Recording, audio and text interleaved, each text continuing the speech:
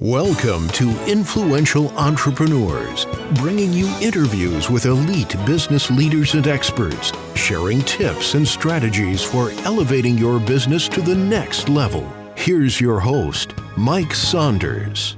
Hello and welcome to this episode of Influential Entrepreneurs. This is Mike Saunders, the Authority Positioning Coach. And today we have with us Don Graves, who's the president of the Housing Wealth Institute. Don, welcome to the program. Thank you, Mike. It's great to be here. Hey, I'm excited to talk with you because I love talking about wealth and wealth building, protection and safety and security. And I love the sound of the Housing Wealth Institute. So I want to hear all about what you do and who you serve. But get us started first with your story and background and how you got into the industry. Fine. Thank you so much. I'm in my 24th year of doing reverse mortgages. Before that, I was a CEO of a nonprofit called Habitat for Humanity in Philadelphia. And prior to that, I served in ministry and missions work. And 24 years ago, I was introduced to a new way to serve and help people. And after I investigated it and spent a year looking at it, I thought this could be really a very important resource. And that's my story. Neat. And I think the recurring thread and theme through all of those is serving and giving value and not well, the thing that I did not hear you say is, I found this industry where you make a whole bunch of money.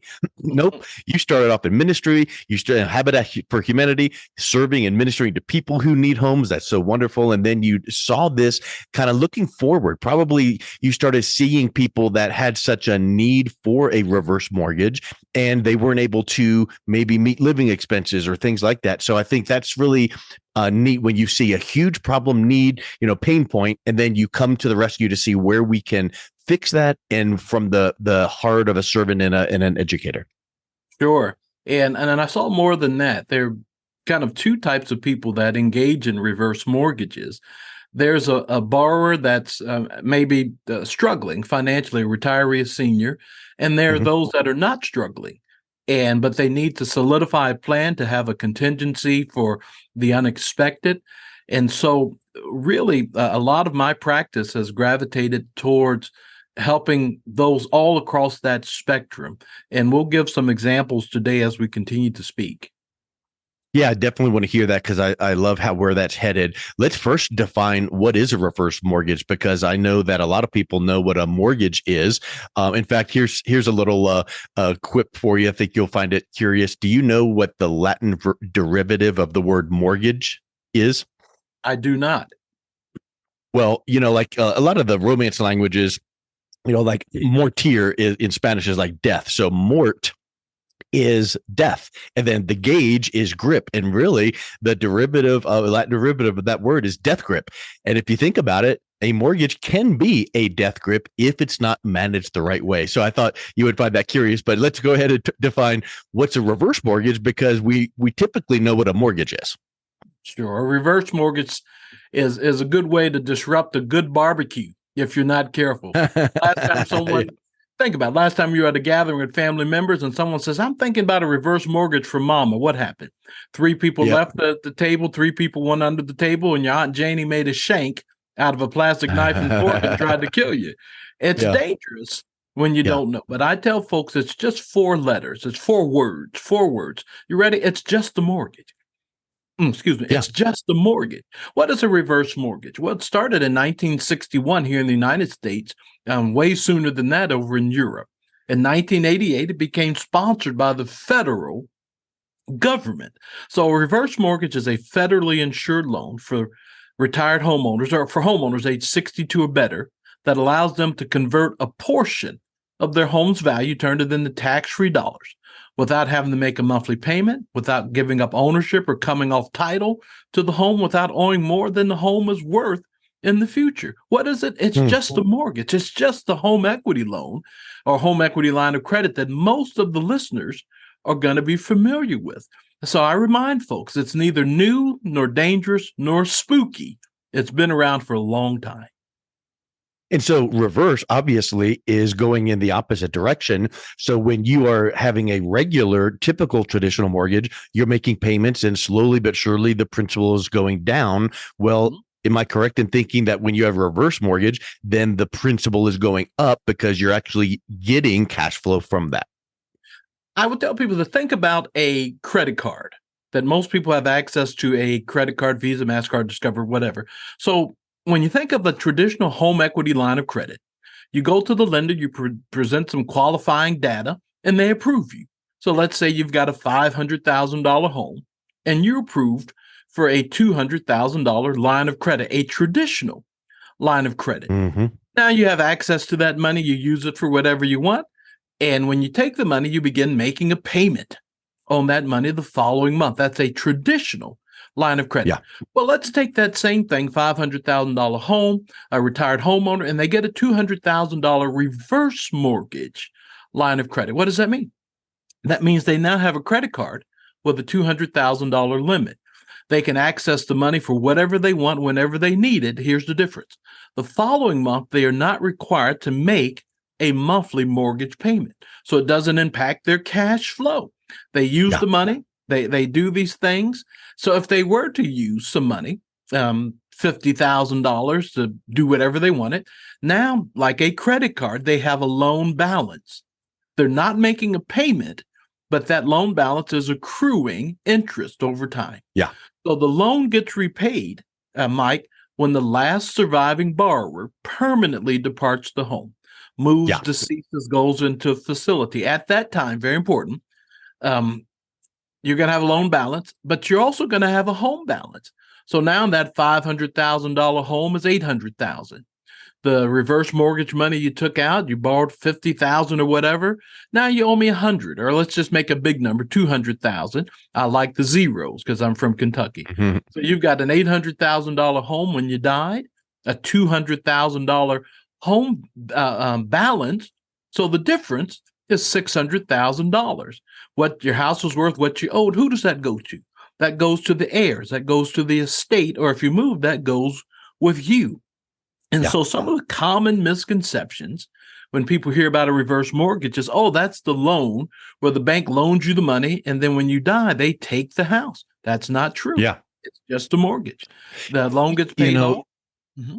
I was just going to mention your comment about the barbecue. Over the last couple months, I was at a family gathering, and it was not a barbecue, but almost not exactly what you described, but it's something similar, where the topic of a reverse mortgage came up, and one of my relatives was talking about it. Not necessarily, I need to get one, give me one, but it was just the topic. And I heard them say, and this probably is a misconception, so this is what I'm going to bring this up so you can refute it. They said, oh, you don't want to do those reverse mortgages because the ownership of the property transfers to the lender. And then if the value of the house goes up, you don't get the equity growth. The lender of the reverse mortgage gets that. And now you know, and your listeners know, that that's not true. Yeah. Yeah. IJAM. Say it with me. It's just a mortgage. It's just a mortgage. Yep. I said, is that how a mortgage works? I said, that would be terrible. That would be criminal. I said, no. Right. Criminal, literally. It's a home equity loan. Whatever the appreciating equity in the home has at the end. If your home is now worth $800,000 and your reverse mortgage or your loan balance is worth X, whatever that gain is passes on to you, your heirs, or your estate. The bank doesn't take the home. The bank doesn't sell the home. The bank doesn't own the home. Someone says, well, my kids won't get anything. Absolutely. They're going to get whatever the remaining equity in the home is. And if you use it strategically, they're going to get a lot more. And so just like a mortgage, there's a lien on the title because now there's a loan instrument that has a certain balance. And whenever ownership changes, like if you sell or whatnot, then you just call and get a payoff. So there's a lien on title, but the deed of trust, the owners, husband and wife or whatever, there's not another owner on the deed of trust. It's only the lien because it is, like you said, just like a mortgage, just a mortgage. That's correct. There's a lien on the that's property. a huge distinction. Absolutely. Absolutely. So you mentioned people that use reverse mortgages. It's kind of like the dichotomy of people that desperately need cash flow, and I'm house rich but cash poor, so I need a reverse mortgage so I can have money every month. And then the other side of the equation is people that just want to really maximize that home equity because they're affluent and they want to use that to put it into other things that are more profitable. Talk a little bit about some of those common uses. Sure. And my 24 years of doing this, most of my work is with financial advisors, which is those advisors who are counseling clients who are at, in, or near retirement, and I simply help them expand the current conversation they have with existing clients. Why? Why is this important?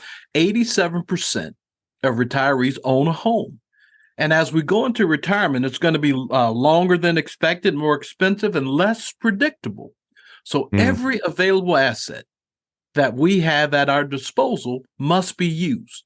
There are three primary buckets, and there's the income bucket, Social Security, pension, maybe employment. There's your investment bucket, IRA, 401k, brokerage accounts, X, Y, and Z, and there's the insurance bucket, fixed and variable annuities, whole and term life insurance, long-term care, disability. Now, out of those three buckets, Mike, the retiree has to deal with expenses that are going to occur in retirement, emergencies, and then just enjoyment. And they have to determine, what bucket do I pull from when these things happen? What I talk about in the newly restructured reverse mortgage says, no, you don't have three buckets. You've got four buckets, 87%. The fourth bucket is your housing wealth. So what if you could turn your $500,000 home into a $200,000 reserve line of credit from a reverse mortgage that's currently growing at about 8%. Historically, it's averaged 6 to 8% growth. Now, you've got another resource that when an emergency comes, my roof was leaking. We had a big storm. My roof was leaking, and that's an emergency. Certain insurance companies have pulled out of Florida, Texas, California, and homeowners insurance rates have tripled in certain of these places.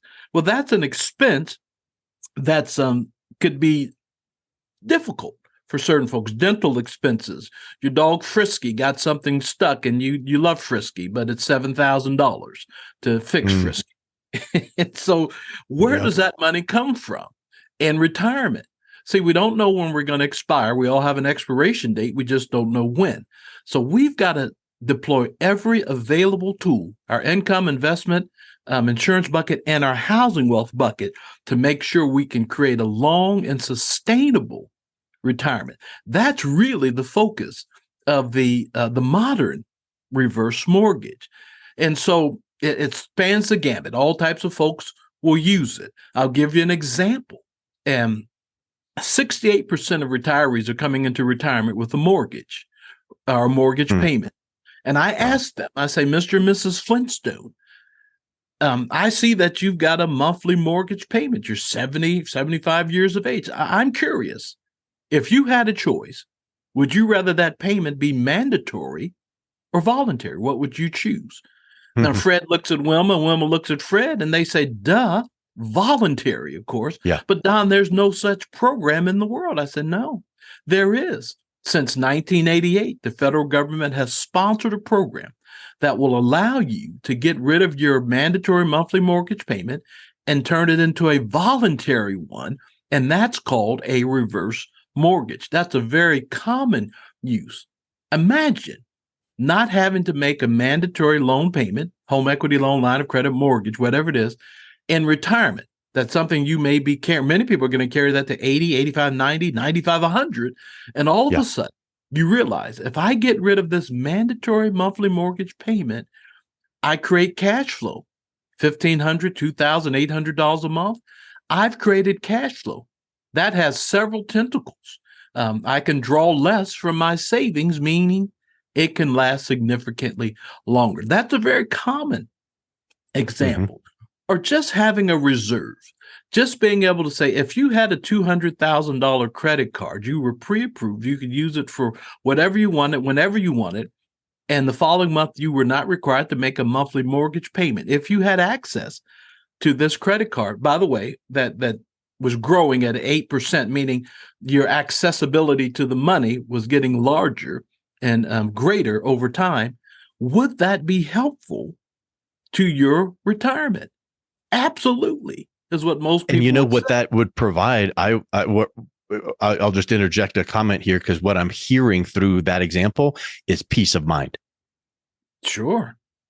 Because when someone is worried about, man, my mortgage payment is this, and if a couple that is in their 60s or 70s and retired and has a mortgage, they probably have other things too. So they probably have maybe a car loan, credit card. So it's the mortgage is not their only debt. So if they have those payments and now they're on lower income, fixed lower income, there's going to be constraint financially. So if you are presenting these options and you're saying, oh, it's optional and we can create that cash flow, what a peace of mind that gives. And let's be fair too, and realize something. When it's like a seesaw, when you push down on one side, the other side goes up. So when you are getting this cash flow, it is increasing and eating into your equity, which affects what you are transferring to your heirs. And we know that. And as long as there's not exorbitant fees, then that's a fine thing, in my opinion. So this is my comment and question to you. Isn't that a point where you're saying this is peace of mind, is taking care of you now? So you're paying these bills. You're not drawing out of your retirement accounts, your cash accounts. It's making your money last longer. And let's face it, if you died with this house paid in full, your heirs get that. Well, now they might just get a little bit less because of the reverse mortgage. But guess what? If you're in money trouble, your kids and your family, they might be kicking in money right now anyway. So it's preventing that. It's keeping your self-esteem high and your peace of mind. There are, and that's absolutely true. There are 5 general concerns that retirees have. Longevity. How long will my savings last? Lifestyle. Can I live life on my terms? Get a steak versus a hamburger. Liquidity. Will I have access to money when I need it? Legacy. How will I be financially remembered? And long-term care. Am I prepared for the out-of-pocket costs of aging? So all of those, that spans the gamut. And so what I do, again, with financial advisors, with their clients, I say to them, now your client's got $1 million heading into retirement. I'm going to show them a way to access their fourth bucket, and that in 30 years, instead of that $1 million going to zero, I'm going to show you how they can have $4 million left at the 30-year mark. We're going to leverage home equity in ways that you never thought. For those that, and I gave 3 E's earlier. I said they're the 3 E's in retirement: emergencies, expenses, and enjoyment. But there's a 4th E, and that's called erosion. Erosion. The old thought, when is $1 million not $1 million? Well, when it's in an IRA or 401k, because you've got taxes on that. And one of the things, there are 52 strategies, Mike, that I teach financial advisors and their clients. One of them is how to use reverse mortgages to mitigate income taxes in retirement. I show you that if you're taking your required minimum distributions, but you need more than your requirement minimum distributions to live, don't take that from a taxable account. Take it from your reserve account, which is non-tax. And that causes your dollars to last significantly longer. If you've got money in a taxable account and you're saying, Don, I don't know what the taxes are going to be when I need to use this, I say, let's talk to your advisor about using a structured Roth conversion. We're going to show how to use the reverse mortgage to pay the taxes on the Roth conversion, so that over a 5 or 10-year period, that money is going to go from forever taxed to never taxed. It's going to make it last longer. You're going to sleep better. And so I've had clients who were retired CEOs of multinational pharmaceutical companies. I've had a $10 million home, a $4.5 million home. Say, why would these people who had assets do the reverse mortgage? So they can have more assets, they can sleep better, they can leave more, and they can deal with the 5 L's of retirement. And so it spans the gamut, the strategy. So I tell folks it's more than a 60-second commercial, folks. There's some real benefit to understanding how to use the 4th bucket. And quite frankly, if you had a bucket of money, a piggy bank, that you had been saving 20, 30 years, and all of a sudden that piggy bank's got $200,000 in it, wouldn't you want to know how to incorporate that with your other asset? Absolutely. Yeah. I would want to know. And that's what I do. The word through that example I was coming to my mind is arbitrage, because if you're using one, financial tool to parlay, leverage that into another financial tool that then grows really, well protected, whatever financial product that might be. We're not advisors, so we don't know what, but I do know that there are some financial tools that people can put money in where it's guaranteed not to lose principal and to grow tax-free, like you were mentioning with the Roth conversion. But if you can access that mortgage bucket where you don't have the payment and you're putting it into a financial bucket to help you grow your wealth, that's a whole different client than someone that doesn't have two nickels to rub together. This is someone that wants to really arbitrage some of their assets and capitalize on their hard work over the years. It's the fourth bucket. It's saying that you've got your income bucket, your insurance bucket, your investment bucket. Now you've got your housing wealth bucket. It's not a standalone. It's to be incorporated and integrated with the retirement planning strategy to give you the best opportunity of a successful and enjoyable retirement where you sleep well all the nights that you can. Because listen, retirement's going to be longer, more expensive, and less predictable than we ever imagined. It's better to have more at your disposal than less. You know, and we were talking about misconceptions a minute ago, Don, and one of the thoughts that comes to my mind is, you know, if it sounds too good to be true, where's the catch? So are reverse mortgages really high fees? Is it going to, you know, you take that $50,000 to fix the roof or whatever, is there just massive fees that are eating into that as well? We know there has to be fees. That's just how the lenders make their money. But talk a little bit about the fees involved. Sure, because this is a regulated program. This is not my program. This is an FHA loan. So it's sponsored by the federal government. So whatever the standard closing costs would be on any FHA mortgage will apply here. And so it's no different. As a matter of fact, when you begin investigating a reverse mortgage, there's some safeguards that are built in. And so if you're listening, and this is for mama, this is for you, or for your clients as a financial advisor, there's safeguards. Number one, there's always a proposal that has to be sent. Number two, the client has to speak with an independent third-party counselor that speaks with them to say, Mr. and Mrs. Flintstone, let's make sure you understand. How is this going to be used? What are you doing? What are the fees and costs? What's the benefit?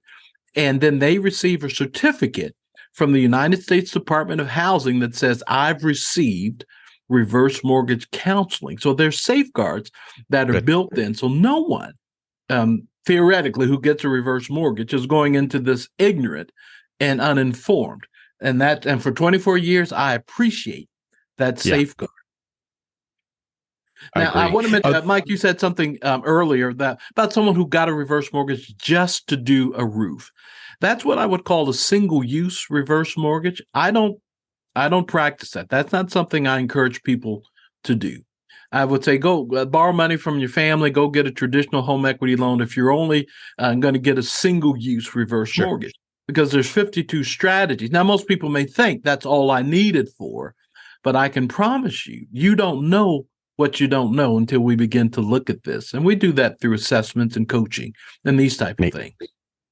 Well, I love it. Well, Don, I think it's been so eye-opening to see kind of pulling the scales back on people's misconceptions on reverse mortgages. I've learned a thing or two for sure. If someone is interested in learning more and then also reaching out and connecting with you, what's the best way that they can do that? Sure. A lot of people go to my masterclass. It's www.reversemortgagemasterclass.com.